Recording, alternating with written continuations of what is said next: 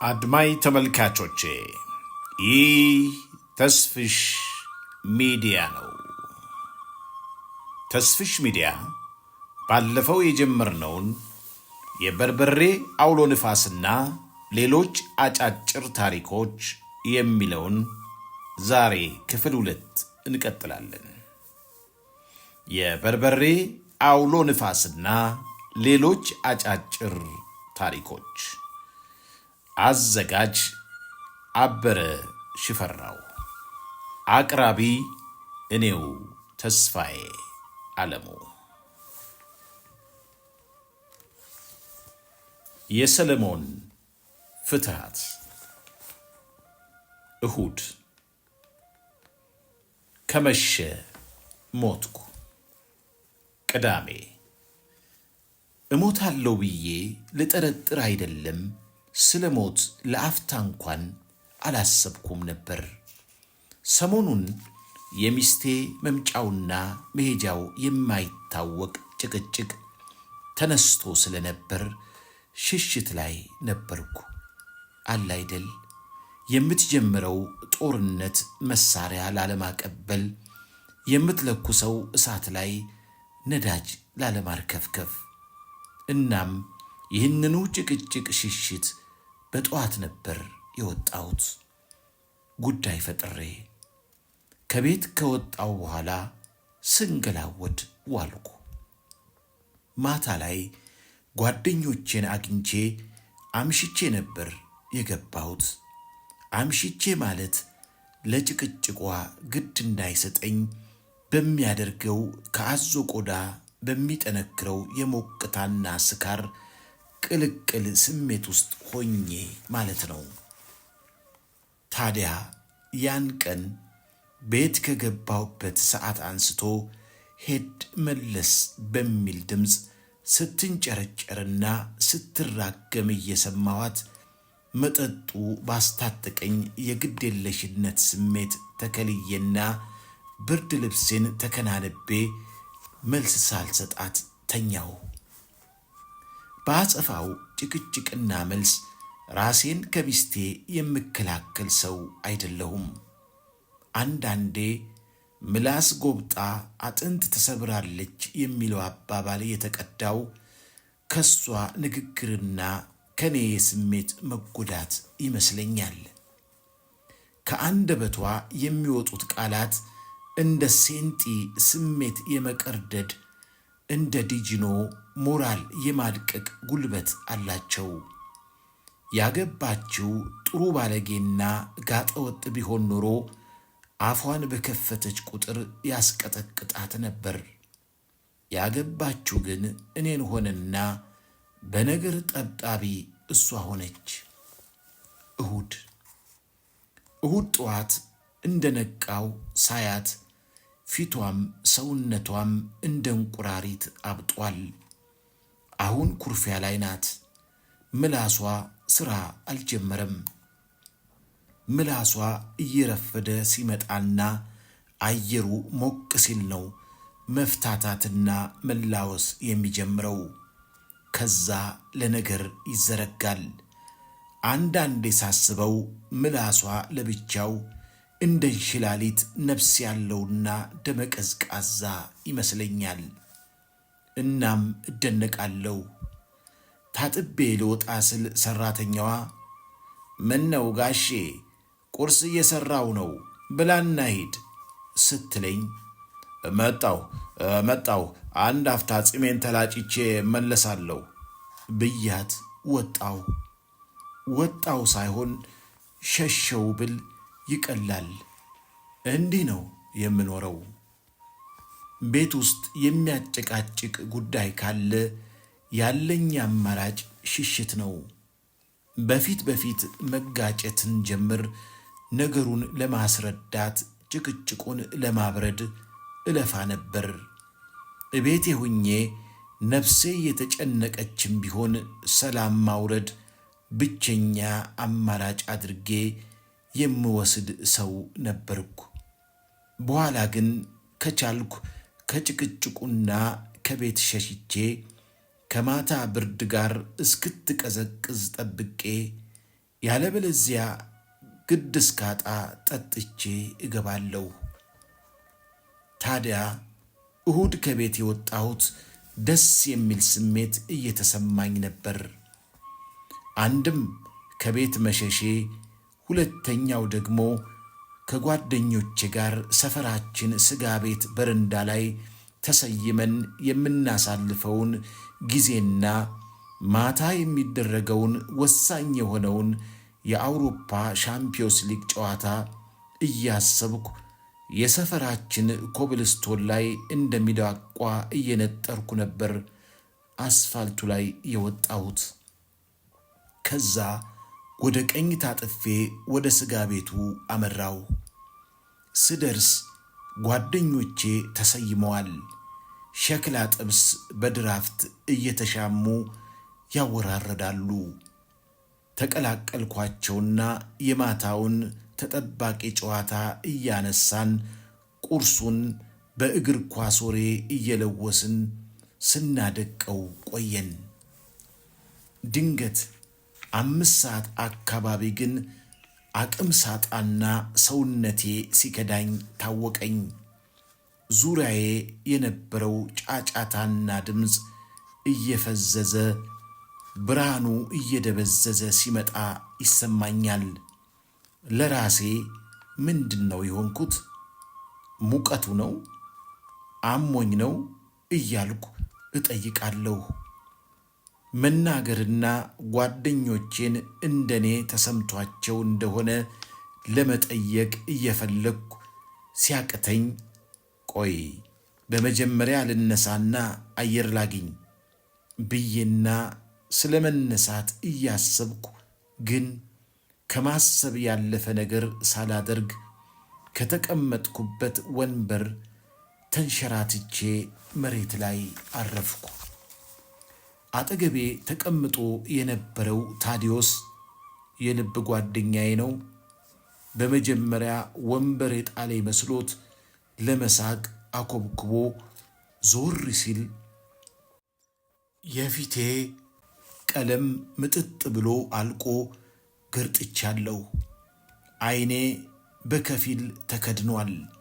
ይሄኔ በድንጋጤ ከሌሎቹ ጋር ተጋግዞ አፋፍሶኝ የመኪናው የኋላ ወንበር ላይ አስተኛኝ። ታዲዮስ ሲሳይን ሌላኛውን ጓደኛዬን ጭኖ ሌሎቹን በሌላ ጓደኛችን መኪና ተከተሉኝ ብሏቸው ወደ ሆስፒታል ይዞኝ በረረ። ከሞትኩ በኋላ ሆስፒታል ኮሪደር ላይ ለሌሎቹ ሲያወራ የሰማሁት ዝርዝር ነው። ሆስፒታል ስደርስ ከመኪናው አውርደውና ስትሬቸር ላይ አስተኝተው ድንገተኛ ክፍል አስገቡት እየተባባሉ እየገፉ ሲወስዱኝ ዓይኔን ለመግለጥ ሞከርኩ። ብዥዥ ያለብኝ፣ መልሼ ከደንኩት።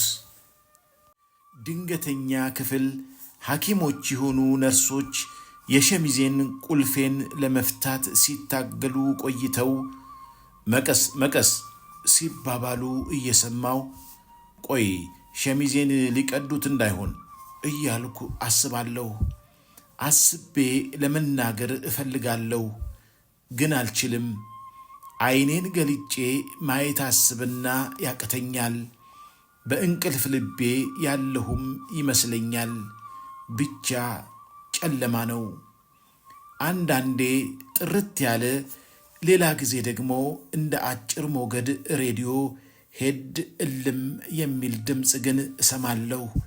ድንገት ሐኪሞቹ ይመስሉኛል ምርመራ እያደረጉ ማን ነው ቤተሰብ ምናምን ሲሉ ታዲዮስ ሲሳይ ስልኳን ታውቀዋለህ?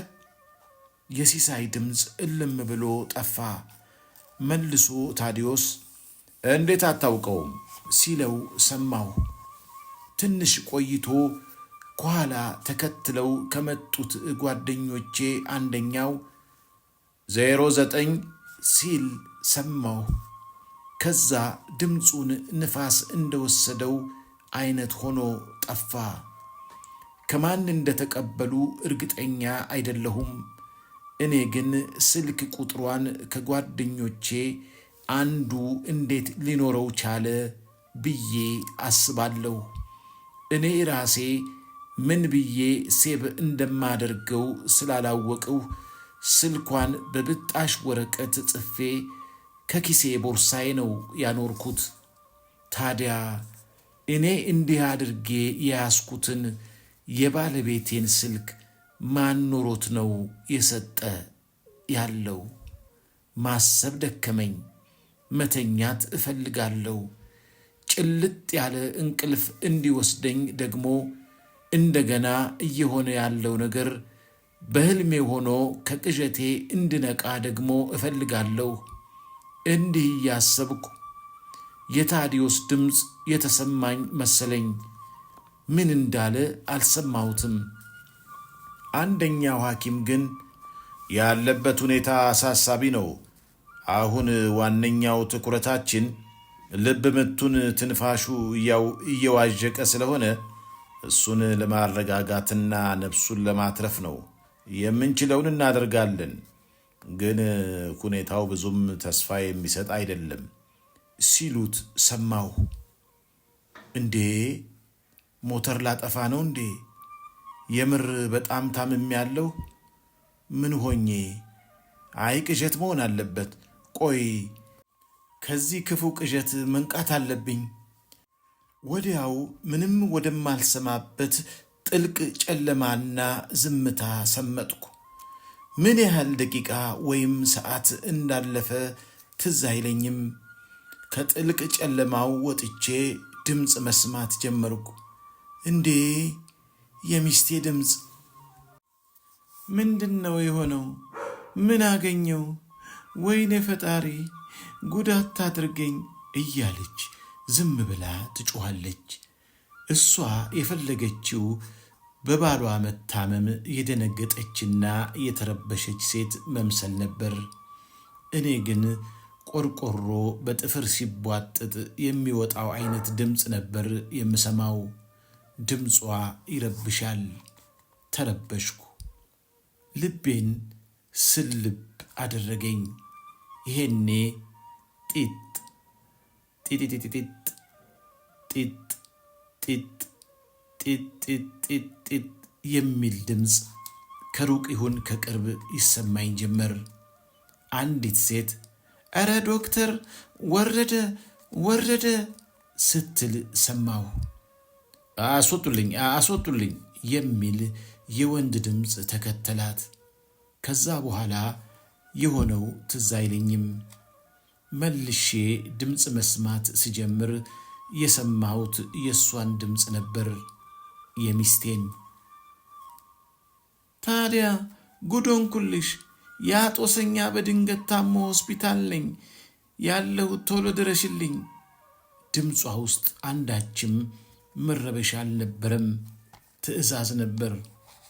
አንቺ ደግሞ ስንት ጦሰኛ አለ? ሰለሞን ነዋ። አንቺ ወደ ሆስፒታል ነይ፣ እነ ብርቱካን ወደ ቤት ሄዱና ጠብቁኝ ባያቸው። ጭራሽ ተቆጣች። ድጋሚ ጢጥ ጢጥ ጢጢጢጢጢጢጢጥ ጢጥ እየራቀ የሚሄድ ድምፅ ሰማው። ከዚያ ድቅድቅ ጨለማ። ትንሽ ቆይቼ ዓይኔ ተገልጦ ዙሪያ ገባዬን ማየት ጀመርኩ። የማየው ግን በጀርባዬ በተንጋለልኩበት ሽቅብ ዓይኔን ገልጬ ሳይሆን ልክ በክር እንደተያዘ ፊኛ አየር ላይ እየተንሳፈፉ ቁልቁል ነበር የምመለከተው። አየር ላይ ሆኜ ሐኪሞቹ እሷን ገፈታትረው አስወጥተው እኔ ላይ ሲረባረቡ አየኋቸው። ልክ እንደ ፊልም ነበር የማየው። የልብ ምቴን ለመመለስ ካውያ በሚመስል ብረት ደረቴን ሲያነጥሩት፣ ቀጥሎ ራስጌ ያለው ማሽን ላይ ለአፍታ ሲያፈጡ፣ መልሰው እንደገና ደረቴን ሲያነጥሩ፣ ከዚያ በተስፋ መቁረጥ እጃቸው ላይ ያለ ጓንት ሲያወልቁ፣ ቁልቁል ሰውነቴ በድን ሆኖና ተዘርግቶ ሳየው መሞቴ ገባኝ። ሐኪሞቹ ከነበሩበት ክፍል ወጥተው መሞቴን ለጓደኞቼና ለሚስቴ አረዷቸው። ሚስቴ እንዳዞራት ነገር ተንገዳግዳ በመጀመሪያ በእጇ ግድግዳውን ያዘች። ቀጥሎ በጀርባዋ ግድግዳውን ተደገፈች። ከዚያ ተንሸራታ መቀመጫዋ ከመሬት ጋር ያለውን ርቀት መጥበቡን ካረጋገጠች በኋላ መሬቱ ላይ ዘጭ ብላ ተቀመጠች። ድራማ እየሰራች ነበር። ወዲያው ፊቷን ጉልበቷ መሃል ወሸቀች።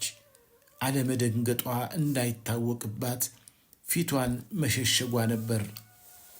ጓደኛዬ ታዲዮስ ከመደንገጡ የተነሳ ዓይኑን ከፊት ለፊቱ ካለ ግድግዳ ላይ እንደተከለ ቀርቷል። ሲሳይ እየዬ እያለ ነው። ሲሳይ ሆደ ቡቡ ነው። ሲጠጣ ደግሞ ይብስበታል። ሲሳይ ከጠጣ እንኳን አዲስ ለቅሶ የከረመውን ለቅሶ አዲስ አድርጎ ቤተሰቡን እንባ ሲያራጭ በማምሸት ይታወቃል። ይኸው እየየውን እያስነካው ነው።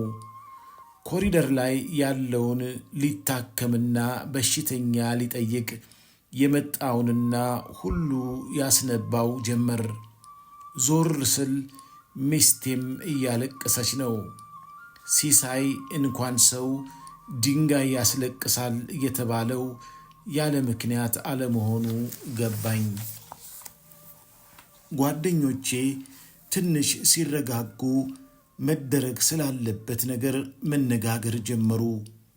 ሚስቴ ለእህቷ ከሰበታ የሚመጣውን ወንድሟን ሳጥን ገዝተና በይና ንገሪው አለቻት። ከተበደራት የቆየና አይመለስም ያለችው 2000 ብር የማይሞላ ብር ነበረበት። በእኔ ሞት አሳባ ልትቀበለው እንደወሰነች ገባኝ። እንዲህ ያለውን ነገር ያሰበችበትን ፍጥነት ግን አስደንጋጭ ነበር። ከአንዷ በስተቀር ወንድምና እህቶቿ አንድ አይነት ናቸው። ደስታ፣ ሐዘን፣ ልደት፣ ሰርግ፣ በዓል ሆነ አዘቦት፣ ጥሩ ወይም መጥፎ የሚሉት ባወጡትና ባዳኑት የገንዘብ ልክ ብቻ ነው። ወንድሟ ሞቴን ከእኔ ከሟቹ በላይ ሲረግመው እንደሚውልና እንደሚያድር እርግጠኛ ነበርኩ። ሚስቴ ለገንዘብ ዲያብሎስ የሚቀናባት ፍቅር አላት። እኔ ያስጀመርኳት ያቋቋምኩላት አነስተኛ ንግድ አላት። ንግዱ አነስተኛ ቢመስልም አትራፊና ብዙ ገቢ የሚያመጣ ነው። ይህን አውቃለሁ። ገቢ ወጪዋን የምሰራው የምትሸጠውን ዕቃ ያመጣችበትን ዋጋና የምትሸጥበትን የምወስንላት እኔ ነኝ። ቢሆንም ቤት ውስጥ ምንም አይነት ወጪ ላለማውጣት ኪሳራ ነው፣ ዕዳ ውስጥ ጨመረኝ፣ ሰራተኞቹ ዘረፉኝ እያለች የምትደረድረው ሰበብና ሰውን በገንዘብ ላለመርዳት የምትሄደው ርቀት ያስፈራኝ ነበር። ምን መደረግ እንዳለበት ከእህቷ ጋር እየተነጋገረች ጓደኞቼ ከሆስፒታሉ አስተዳደር ሰራተኞች ጋር የሕክምና ወጪና ሂሳብ ስለመዝጋት ሲመካከሩ ጆሮዋን ጥላ ስታዳምጥ አያታለሁ።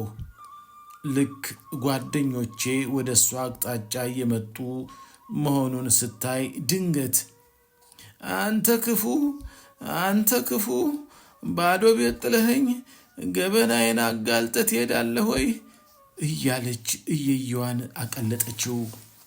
ታዲዮስ ለአንደኛው የሆስፒታሉ አስተዳደር ሰራተኛ ዝርዝሩን አውጣልኝ እኔ ከፍላለሁ ብሎ እሷም ጋር ሳይደርስ ተመለሰ። ልክ ይህን ስትሰማ ለቅሶዋን ቀጥ አደረገችው። ንፉግ መሆኗን እና ሕይወቷን በሙሉ በስሌት እንደኖረች ባውቅም እንዲህ በሞት እንኳን የማይሸነፍ መሆኑን ግን አላውቅም ነበር። ሞት ዛሬ ቢወስደኝም መልአከ ሞትን ግን በጉያዬ ይዤውና አቅፌው እንደኖርኩ የተገለጠልኝ በድኔ ሳይቀዘቅዝ ይህን ባየሁ ጊዜ ነበር። የሞትኩት በ45 ዓመቴ ነው። ምናልባት ሐኪሞቹ ለሞት ያበቃኝን ጉዳይ ሲመረምሩ በግዴለሽ የአኗኗር ዘዬ የመጣ የጤና መቃወስ ብለው ሊደመድሙ ይችላሉ። ለሞት ያበቃኝ ግዴለሽነቴ ሰበቡ ግን ምንና ማን እንደሆነ አይጠይቁም። እርግጥ ነው ይህ መጠይቅ የእነሱ ፈንታ እንዳልሆነ እረዳለሁ። የረቀቀ ምርመራ የሚያደርግ ፖሊሳዊ ተቋም ወይም ሰው ቢኖር ግን ሕይወቴ የጠፋው በሰው እጅ እንደሆነ ያረጋግጥልኝ ነበር። ምክንያቱም እውነተኛው የመሞቴ ሰበብ በክፉ ትዳር የመጣ ግዴለሽነት ነበር። በሚስቴ ክፋትና ጭቅጭቅ የመጣ ለመኖር ፍላጎት ማጣት ልትሉትም ትችላላችሁ። መታሰቢያ ያደረገች ነገር ሥራ ሆኜ በስልክ ቤት ሆኜ በአካል ሰፈር ውስጥ በመልእክት ወይም በጓደኞቼ በኩል በቀን ውስጥ ላገኝ የሚገባኝን ሰላማዊ ጊዜ በመቀማትና የእኔ እንዳልሆኑ እንዲሰማኝ ማድረግ ነበር። የማሰላሰል የአእምሮዬን የመግዛትና ውሳኔ የመስጠት አቅሜን በጊዜ ሂደት አዳክማ በየዕለቱ የማገኛቸውን ትንንሽና ሽርፍራፊ ጊዜዎች ላይ ብቻ እንዳተኩር የሚያደርግ ወጥመድ ውስጥ ነበር የጨመረችኝ።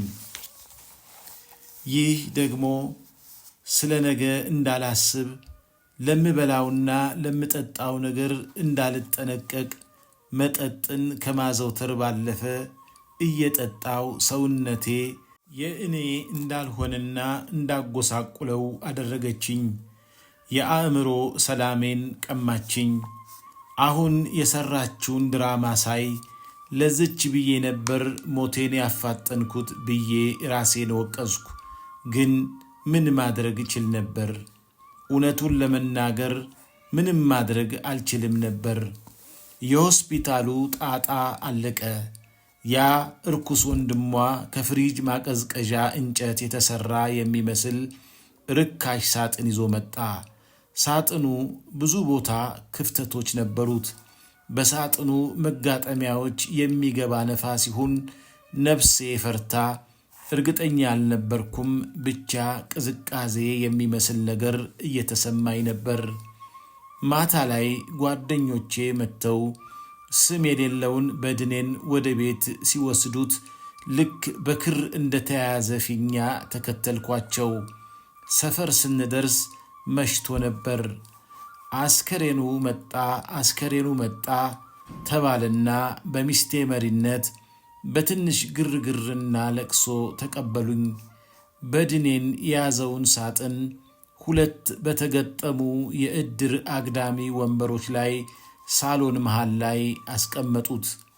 ጎረቤታችን እትዬ ዓለም ፀሐይ በትልቅ ጊርጌራ ላይ በሚንቦለቦል ወይራ ሳሎኑን ማጠን ሲጀምሩ ከሳሎኑ ተንሳፍፌ ወደ ውጭ ወጣሁ። ወደ ጓሮ ድንገት መልከት ሳደርግ ግን ያየሁትን ነገር ማመን አቃተኝ። ስንዴ፣ አተር፣ ክክና ምስር ሲለቀም አየሁ። ከሚስቴ ጋር ሁሌ በበጎም ይሁን በጭቅጭቅ ስለ ሞት ሲነሳ እለምናት የነበረው ነገር ቀድሜሽ ከሞትኩ በዚህ ፍጥነት ይሆናል ብዬ ባልገምትም ቀድሚያት እንደምሞት እርግጠኛ ነበርኩ። እባክሽ ጾም ካልሆነ በስተቀር ከብት ታርዶ ለቀስተኛውን ሥጋ ብልተሽ ስደጅልኝ እያልኩ ነበር። ደጋግማ በመሐላ ይህን ኑዛዜን በሆዷ አንተ ሙት እንጂ እያለች እንደምትፈጽመው አረጋግጣልኝ ነበር። ዛሬ ቃሏን እንድታጥፍ የሟችን አደራ እንድትበላ ያደረጋት ነገር ምን እንደሆነ ባስብ ሊደርስበት አልቻልኩም። የገንዘብ ፍቅር፣ ክፋት፣ ክፋትና የገንዘብ ፍቅር ወይስ ሌላ ዲያብሎሳዊ ምክንያት አልገባኝ አለ። እኩለ ሌሊት ሲያልፍ ሳሎን ውስጥ እህቶቿ 2 ጎረቤቶቼና የእኔ 2 አክስቶች ጥግ ጥግ ይዘው እንደ ማሸለብ አሉ። ሚስቴ ግን ከሁሉ ቀድማ 5 ሰዓት ላይ እንቅልፍ ጥሏት ነበር። ነፍሴ በሐሳብ እንደ ተብሰከሰከች ነጋ። ሰኞ በቅጡ እርሙን ማውጣት ያቃተው ጓደኛዬ ታዲዮስ በሌሊት መጥቶ ሌሎች ጓደኞቻችንን አስተባብሮ ነገሮችን መልክ ለማስያዝ ይሮጣል። የእድሩ ሰዎች መጥተው ድንኳን እየተከሉ ነው። ሚስቴ በረንዳ ላይ ተኮፍሳ ግርግሩንና አልቃሾችን ትታዘባለች። እያለፈች ግን ድንገት ማልቀስ ትጀምራለች። የምታለቅሰው አንጀት በሚበላ ዜማ የሚያለቅስ ሰው ሰምታ ወይም የመሞቴ ነገር ድንገት ትዝ እያላት አልነበረም። ማልቀስ የምትጀምረው ድንገት ብር ስትጠየቅ ነበር። አንተ ጨካኝ፣ አንተ አረመኔ፣ ጉድ ሰራኸኝ፣ ባዶ ቤት እያለች። አንተ አረመኔ ሊያሰኘኝ የሚችል ክፋት አልነበረብኝም። ቆይ ባዶ ቤት የምትለው ድንገት ብሞት ብዬ 30-40 ሺህ ብር ቤት ማስቀመጥ ነበረብኝ? የገንዘብ ጥያቄው ሲያልፍ ከአስቀያሚና ሾካካ ጓደኞቿ ጋር አፍ ለአፍ ገጥማ ወደ ማንሾኳሾኳ ትመለሳለች። አልፎ አልፎ በርካሽ የሱቅ ሻማዎች የተከበበውን ፎቶዬን ሆን ብላ ለቀበሌ መታወቂያ ከተነሳኋቸው መካከል አስቀያሚ ፎቶ መርጣ ርካሽ ቦታ አስፈልጋ እንዳሳደገችው ያስታውቃል። በአየት ታደርግና ከዚያ ደግሞ ወደ ሳጥኔ መሞቴን ለማረጋገጥ በሚመስል ሁኔታ ትመለከታለች። ዓይኔን ከሷ ስነቅል ድንገት እሪታ ሰማሁና ወደ በሩ መለስ ብዬ አየሁ። ጎረቤታችን ፍቅርተ ነበረች። ፍቅርተ የታደሰ ባለቤት ፍቅርተ። ታደሰ ማለት በክፋቱና በነገረኛነቱ ዝናው የናኘ ወንዱ መታሰቢያ ነው። በየእድሩ፣ በየማኅበሩ፣ በየስብሰባው በክስና በአሉባልታ የሚታወቅ ሥራ ሲባል ግን ጭራው የማይገኝ ዲያብሎስ። ዛሬ ጠዋት እንኳን ድንኳን ተከላ ተረኛ ነህ እየተባለ ቢሮ ስብሰባ አለብኝ ብሎ ሲጨቃጨቅ አይቼዋለሁ። ከፍቅርተ ጋር እጅግ ሰላምተኛች ነበርን። ቆንጆ ዘለግ ብላ ሽንጣም ናት። በዛ ላይ ትሁት ሴት። ታደሰስ አጭር፣ ቀይ፣ መላጣ፣ ነገረኛ በመሆኑ ምን ሲሉ ተገናኙ የምትሏቸው አይነት ናቸው። ታዲያ እኔና ፍቅርተ ስንገናኝ ሰላምታችንን ከመደበኛው ዘለግና ለጠጥ እናደርገዋለን። እዛው በቆምንበት ወሬ ፈጥረን ወይ ግድ የማይሰጠንን ጉዳይ አንስተን ረዘም ላለ ጊዜ እናወጋለን። ወደ ሰፈር እየገባን ከተገናኘን እግራችንን እየጎተትን አልፎ አልፎም ለደቂቃዎች ቆም እያልን እናወራለን። ከሥራ መልስ ታክሲ ውስጥ ከተገናኘን አንዳችን በምንፈጥረው ሰበብ ቢያንስ 3 ፌርማታ ቀድመን እንወርዳለን። እየተጓተትን የባጥ ቆጡን እያነሳን እየሳቅንና ተሰራርቀን እየተያየን ሳናውቀው ሰፈር እንደርሳለን። እሷ ሚስቴ ብትሆን ኑሮዬ ምን ይመስል ይሆን ብዬ ብዙ ጊዜ ራሴን ጠይቄ ያውቃለሁ። እሷ እንደኔ ጠይቃ ታውቅ ይሆን? እንጃ። ስንገናኝ የምንለዋወጠው የጠበቀ ሰላምታና ጨዋታችን እንደ ውሻ አንዳችን የሌላችንን ቁስል እንደ መላስ የሚመስል ነገር ነበረው። እናም ፍቅርተ መጣች። እሪ እያለች ገባች። ሚስቴ ተነሳችና ትንሽ ልታላቅሳት ሞክራ እንደ አሯሯጭ አትሌት ቀድማ ለቅሷን አቋርጣ ተቀመጠች። ከመቀመጧም እንዲሁ ይግባቡ ነበር እንዴ በሚመስል አስተያየት አፍጣ ታያት ጀመር። ቅናት የሚመስል ስሜት ፊቷን ሲያደፈርሰው ሳይ ደግሞ ይባስ ገረመኝ። ፍቅርተ ይህን ሁሉ አታይም። ወንድሜ ሰላምተኛዬ ምን አገኘህ እያለች ታለቅሳለች።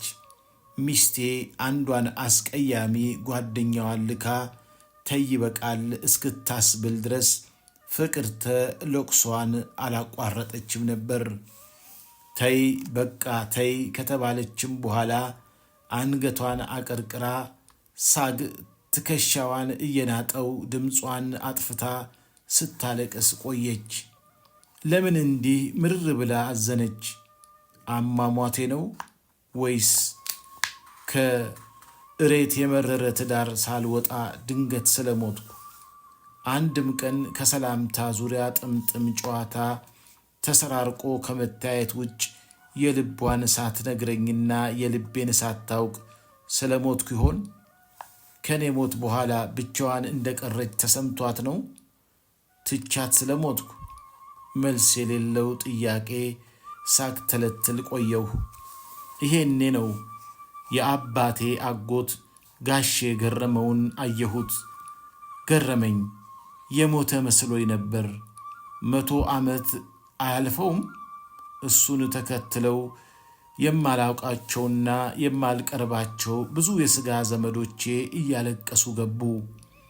ለእናት ለአባቴ አንድ ልጅ ስለነበርኩና ሁለቱንም በሕይወት ካጣው ስለቆየው ክፍለ ሀገሩ ያሉ ብዙዎቹን ዘመዶቼን በቅጡ ቀርቤ አላቃቸውም ነበር። ለቅሷቸው እነሱም ሳያውቁኝ ስለ ሞትኩ ማዘናቸውን ያሳብቃል። ወደ ድንኳኑ መለስ ስል አምርሬ የምጠላው አለቃዬ ድንኳን ውስጥ ሽኩክ ብሎ ገብቶ ጥግ ላይ ሲቀመጥ አየሁት። ይሄኔ የሩብ ዓመት ሪፖርቱን ሳልጨርስለት መሞቴ ተናዶ ይሆናል።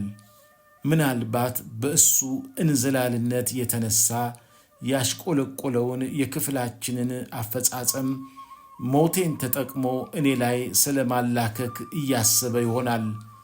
እጁን በደረቱ አድርጎ ሞላላ ቅል የመሰለ ጭንቅላቱ ላይ የሚያርፉትን ዝንቦች ለማባረር 10 ጭንቅላቱን ይነቀንቃል። ሲያዩት አውቶቡስ የሚጠብቅ እንጂ ረጅም ዓመት የሚያውቀውን የሥራ ባልደረባውን ሞት ሰምቶ የመጣ አይመስልም። ብሽቅ ውይ! የማየ ዘመዶች ከቦረና መጡ። ድንኳኑን በለቅሶ በአንድ እግሩ አቆሙት።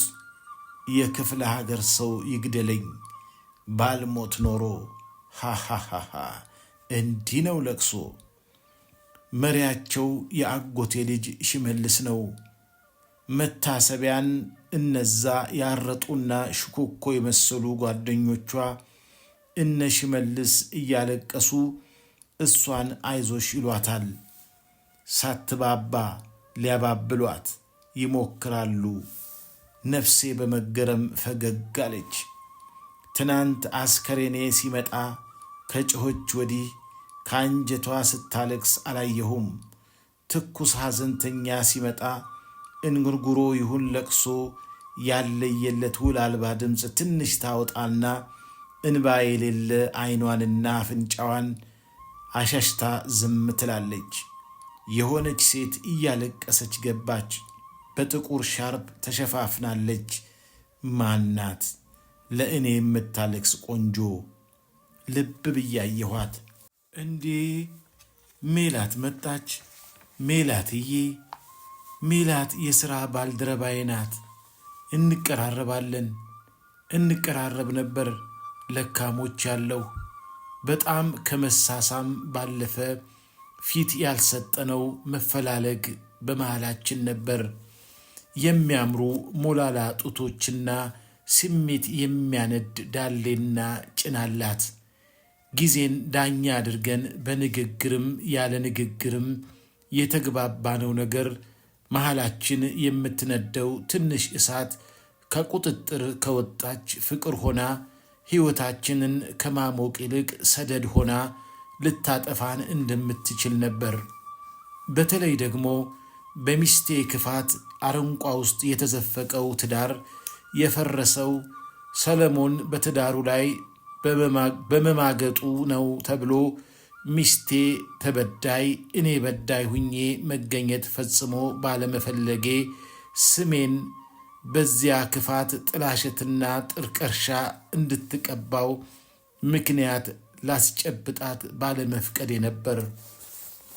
ከሁሉ በላይ ከልጅነቴ ጀምሮ ከየት እንደመጣ የማላውቀውና ለምንም ነገር እኔ ብቻ ምክንያትና ሰበብ አልሁን እንጂ የሚለው አስተሳሰቤ እሷ በራሷ ጊዜ ታፍርሰው እንጂ በተራ ሽፍደትና ቅሌት አፍርሼ የእሷን የኔንም ኃጢአት አልሸከምም የሚለው እምነቴ ይህን ከመሰለ ገላና ከሜላት ፍቅር ራሴን እንዳቅብ ብርታት ሆኖኝ ነበር።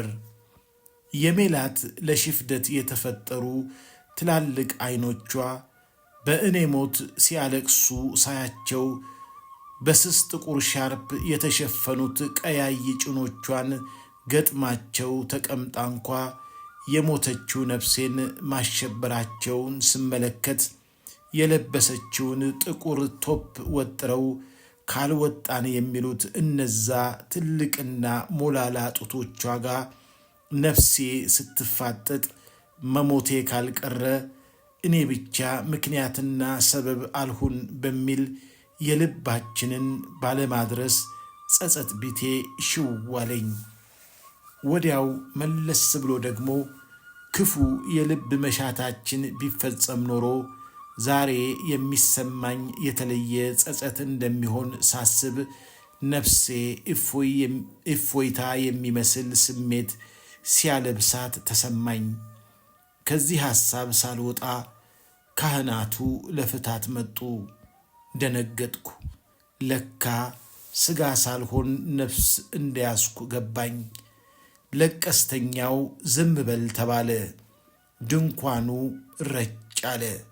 ቤት ውስጥ የፍትሐት ጸሎት ተጀመረ። ቀስ እያለ ጀምሮ እየደመቀ መጣ። ከጽናጽል ውስጥ እየተወረወረ የሚመጣው የዕጣን ጭስና የካህናቱ ዝማሬ ዙሪያዬን ከቦ ሽቅብ እየገፋ ሲወስደኝ ዙሪያዬን ግርማ ያለው ጸጥታ ከበበኝ። ጨለማም ብርሃንም ወዳልሆነ ዓለም ሲሄድ ይሰማኛል። ከቤቴ፣ ከሰፈሬ፣ ከከተማው እየተነጠልኩ ምድር ላይ የማየው ነገር እየራቀ እየደበዘዘ መጣና ተሰወረ።